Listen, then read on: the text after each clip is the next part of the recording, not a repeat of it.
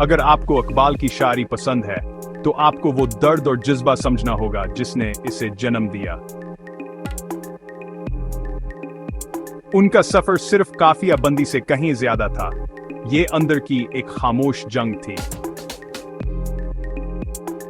बहुत कम लोग जानते हैं कि इकबाल की जिंदगी एक गहरी रूहानी तड़प से बनी थी।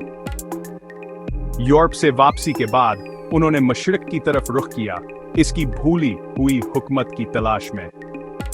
उनकी शायरी, जो खुदी, मोहब्बत और बेदारी की बाज़गश थी, अंदरूनी कशमकश से पैदा हुई जिसे सिर्फ वही समझते थे।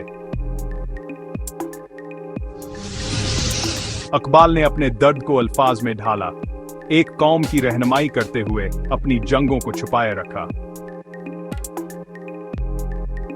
इनकी हकीकी अजमत सिर्फ इनके अफकार में नहीं, बल्कि उनकी खामोश अकीदत और आजिजाना खिदमत में है। इसी खामोश जदोजहद ने इकबाल को इकबाल बनाया।